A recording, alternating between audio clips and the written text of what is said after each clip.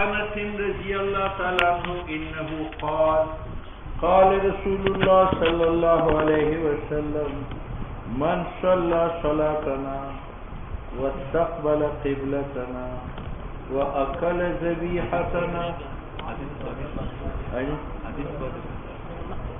حدیث پاتش pero وعن ابن عمر رضی اللہ تعالی عنہما قال قال رسول اللہ صلی اللہ علیہ وسلم امرت ان اقاتل الناس حتى يشهدوا ان لا الہ الا اللہ وان محمد رسول اللہ ويقيموا الصلاة ويؤتوا الزكاة فإذا فعلوا ذلك عصموا مني دماءهم وأموالهم إلا بحق الإسلام وحسابهم على الله متفق علیہ. یہاں تک امام بخاری اور مسلم کا اتفاق ہے. الا ان مسلما امام مسلم نے ذکر نہیں کیا یہ لفظ الا بحق الاسلام. عبداللہ ابن عمر رضی اللہ تعالیٰ عنہما سے ہیں قالا فرماتے ہیں قال رسول اللہ صلی اللہ علیہ وسلم حضور نے فرمایا امر تو مجھے حکم دیا گیا ہے ان اقاتل الناس کہ میں لوگوں سے جہاد کروں. اور یہ جہاد کب تک جاری ہو؟ حتی یشہدو حتی کی گواہی دے اللہ الہ الا اللہ وان محمد رسول اللہ، یعنی جو یہ گواہی نہ دے اس کے ساتھ جہاد کرو، اس کے ساتھ اجر. اور نماز پڑھے، زکوٰۃ دے. فَإِذَا فَعَلُوا ذَلِكَ جب وہ یہ کام کریں گے عَصَمُوا تو ان لوگوں نے بچایا منی مجھ سے دماءہم اپنا خون، اب میں ان کو قتل نہیں کروں گا، وَأَمْوَالَهُمْ اور اپنا مال، اب ان کے مال کو غنیمت نہیں بناؤں گا. ہاں کلمہ پڑھنے کے بعد بھی دماء اور اموال لوں گا بحق الاسلام، یعنی مسلمان ہو کر اگر قتل کرے گا تو قاتل کا خون معصوم نہیں، ان کا خون لوں گا. اور کلمہ پڑھ کر مسلمان بھی ہو جائے تو مال کی زکوٰۃ لوں گا، زکوٰۃ معاف نہیں ہے. ٹھیک ہے. اب حضور نے فرمایا میں تو زبانی اقرار اور نماز کو دیکھوں گا تو مسلمان کا حکم دوں گا، وہ حساب اللہ دل کا حساب خدا لے گا. اگر وہ دل سے مسلمان نہیں ہے تو اس کے ذمہ. عمر تو مجھے حکم دیا ہے ان اقاتل الناس کہ میں جہاد کروں لوگوں سے. مسلمان کے دو فرائض ہیں، ایک اشاعت اسلام کہ اسلام کو پھیلائے، دعوت تبلیغ کی ذریعہ، درس و تدریس کی ذریعہ، تحریر و تصنیف کی ذریعہ. دوسرا فرض ہے حفاظت اسلام کہ جب کفار آپ کی مسجد قرآن پر حملہ آور ہو تو ان کو بچانے کے لیے آپ جہاد کریں. تو اشاعت اسلام کا ذریعہ دعوت و تبلیغ، درس و تدریس ہے، اور حفاظت اسلام کا ذریعہ جہاد ہے. اس لیے نبوت دو چیزوں سے بنی ہے، ایک اشاعت اسلام سے اور ایک حضور صلی اللہ علیہ وسلم نے فرمایا بعثت مرحما و ملحما، مجھے بھیجا گیا رحمت کا مجسمہ بنا کر. یہ دعوت و تبلیغ میں جب اشاعت کرتا ہوں تو میں بڑا نرم ہوں، وہ ملحما اور میں گوشت نوچتا ہوں حفاظت اسلام کے میدان میں، یعنی مجاہد ہوں. ٹھیک ہے. اگر ہم اشاعت اسلام کریں اور حفاظت اسلام نہ کریں ہم آدھے مسلمان ہیں اور آدھے کافر ہیں. ٹھیک ہے. نبوت نام ہے اشاعت اسلام اور حفاظت اسلام. اشاعت اسلام میں حضور نے فرمایا بعثت مرحما، میں رحمت کا مجسمہ ہوں. جب دعوت تبلیغ کروں تم پتھر مارو، مکہ سے نکالو، میں انتقام نہیں لوں گا. بعثت مرحما. لیکن جہاں حفاظت اسلام کا میدان آ جائے تو ملحما، میں گوشت نوچنے والا ہوں، میرے سامنے نہ آؤ، گوشت نوچ لوں گا. یہ جہاد ہے. دعوت کی ذریعہ اشاعت اسلام اور جہاد کی ذریعہ حفاظت اسلام ہے. حضور نے دونوں کو جمع کر کے فرمایا بعثت مرحمہ و ملحمہ. یہ ابھی تک منسوخ نہیں ہے. ٹھیک ہے بزرگ، یہ بھی آتی ہے. دوسری حدیث میں ہے آپ نے فرمایا انا الزہوق القتال، میں بڑا ہنسمکھ ہوں اشاعت اسلام کے میدان میں جب دعوت تبلیغ کرتا ہوں.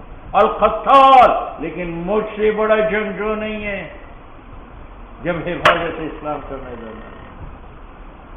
ٹھیک ہے. بزرگ کہے گا انا البکا، وہ ظہور بھی نہیں ہے، رو رہا.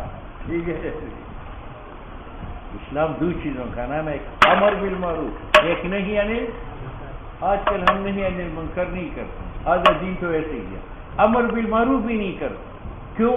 اصولی ششی نکالو. اصولی ششی میں لکھا ہے امر کا معنی قول القائل لغیرہ افعل علی سبیل الاستعلاء. اقم الصلاۃ ورنہ ڈنڈی ماروں گا، آت الزکات ورنہ ڈنڈی ماروں گا.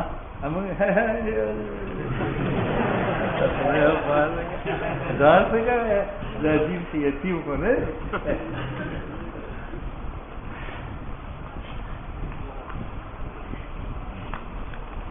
حضور نے اس طرف اشارہ کیا امرت ان اقاتل الناس.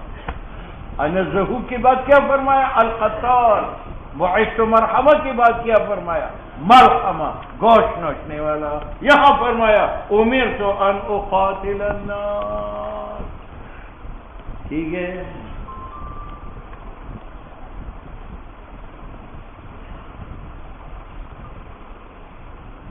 سوچگار انتا تو سب پتہ چی منتا سبب کی لئے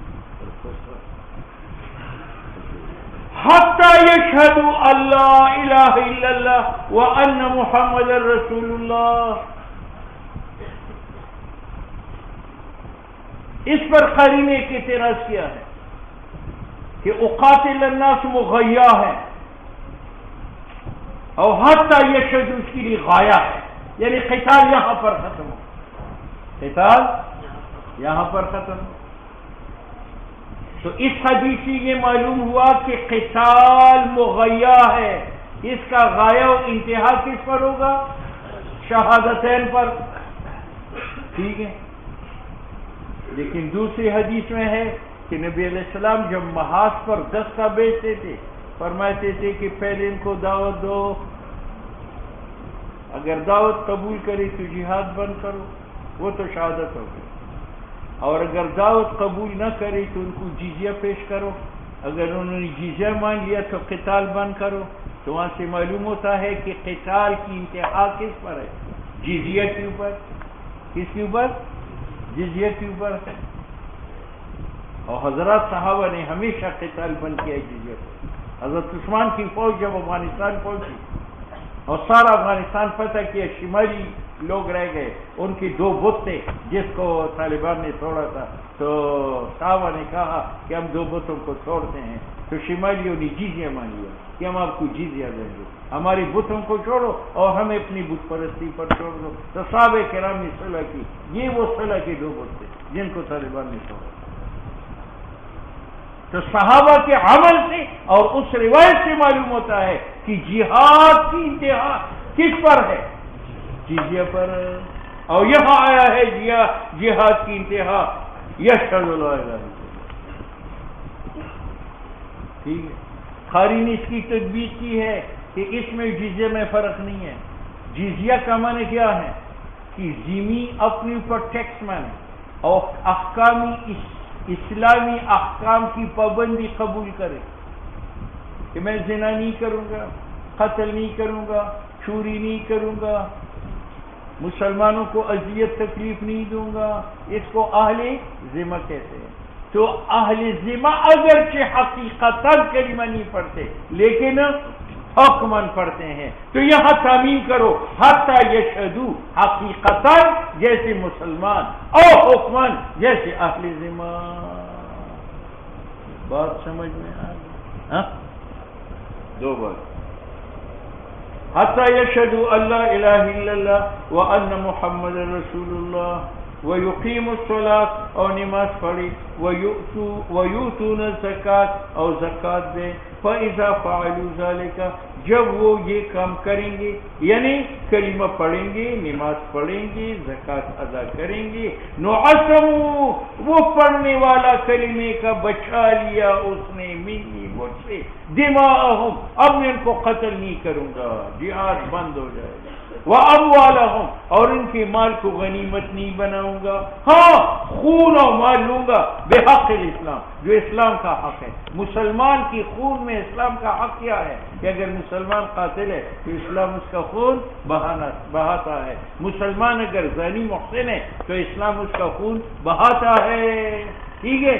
اور اموالہم یہ ہے کہ اگر یہ کسی کو خطأً قتل کرے تو قاتل سے مسلمان ہونے کے باوجود دیت لیں گے اس کے مال سے، ٹھیک ہے، زکات لیں گے اس کے مال سے۔ وحسابہم علی اللہ اور ان کا حساب خدا پر ہے۔ اس میں ایک شرط ہے، ایک یہ کہ کلمہ، نماز اور زکات کی پابندی کرے، اور دوسرا یہ کہ اس کی ضد سے بچیں، اس کی ضد سے۔ تو قادیانی کہتے ہیں کہ ہم تو کلمہ پڑھتے ہیں، نماز پڑھتے ہیں، زکات دیتے ہیں تو ہمارا خون و مال معصوم ہے، تم ہمیں کیوں مرتد و کافر سمجھتے ہو، واجب القتل سمجھتے ہو؟ ہم کہتے ہیں کہ ان تین چیزوں کی ضد نہ لائے، اور انہوں نے ضد لایا۔ محمد الرسول اللہ کے ساتھ خاتم النبوت فرض ہے یا نہیں؟ ہاں، اور وہ ختم نبوت کے قائل نہیں ہے، ٹھیک ہے۔ الا ان مسلم لم يذكر الا بحق الاسلام وعن انس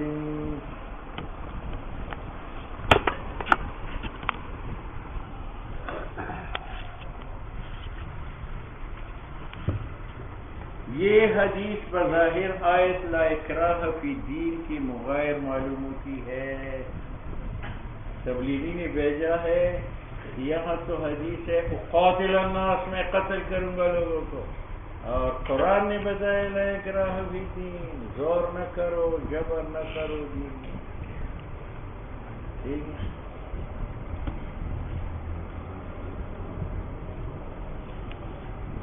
ایک اصول ہے، ایک فروع ہے۔ دیکھو حدیث میں ہے مرو ابناءکم بالصلاۃ وہم ابناء سبع واضربوہم علیہا وہم ابناء عشر وہم ابناء، تو دیکھو وہاں جبر آئے نہیں ہے، بچوں کو مارو نماز پر جبکہ وہ 10 کے ہو، اور یہاں آیا ہے لا اکراہ فی الدین۔ تو اس میں اور اس حدیث میں تو تطبیق یہ ہے کہ لا اکراہ کا معنی ایمان پر کسی کو مجبور نہ کرو کہ زبردستی مسلمان ہو جائے، اور وہاں جو آیا ہے وَاضْرِبُوهُمْ وَهُمْ أَبْنَاءُ عَشْرٍ، وہ مومن ہے، یعنی مومن ہونے کے بعد اس نے وعدہ کر لیا نماز پڑھنے کا، اب جو نماز نہیں پڑھے گا اس کو مجبور کرو، وہ فروع پر ہے، یعنی فروع میں جبر ہے اور اصول میں جبر نہیں، ٹھیک ہے یا نہیں؟ ہاں اچھا، باقی اس آیت اور اقاتل الناس کا تعارض، اس میں تو تعارض ہے نہیں۔ اقرا کا معنی تو یہ ہے کہ ہم کافر پہ تلوار رکھیں کہ تم مسلمان ہو جائے، نہیں، ہم اس لیے تو نہیں کرتے، ہم نے تو آگے کافر کے لیے دعوت رکھی، اختیار کیا، دعوت کے بعد ہم نے جزیہ رکھا، ہم نے کیا جزیہ رکھا، ان دونوں کے انکار کے بعد ہم نے ان کو، اور قتل کے بعد جبر نہیں ہے، وہ تو مکلف ہی نہیں رہا، وہ ختم ہو گیا۔ پہلے ہم نے دعوت دی، اختیار دے دیا، مرضی سے قبول نہ کی تو ہم نے جزیہ کی جزیہ دو، کافر رہو، ہم آپ کو مجبور نہیں کریں گے۔ اب دیکھو یہ عدم جبر ہے۔ اس کے بعد جب وہ جزیہ بھی نہیں مانتا، اب حضرت صاحب جہاد اس لیے فرض ہے کہ بخار ٹیکا سے چلا جاتا ہے، زکام گولی سے چلا جاتا ہے، لیکن یہاں خدا نخواستہ پھوڑا ہو، وہ ٹیکا سے نہیں بلکہ اس کا آپریشن کرنا پڑتا ہے۔ یہ جہاد آپریشن ہے، کافر مسلمان کے لیے خطرے کا باعث ہے، تو یہ آپریشن ہے، آپریشن سے انکار نہ کرو، جیسے جسم کے لیے اسپیشلسٹ ہے آپریشن کرتے ہیں، اسی طریقہ سے پیغمبر اسپیشلسٹ ہے، جہاد آپریشن ہے، جب پتہ چلے کہ اس کافر میں اصلاح کا امکان نہیں ہے بلکہ الٹا معاشرے کے لیے نقصان ہے تو اس کو ختم کرو۔ لو مختصر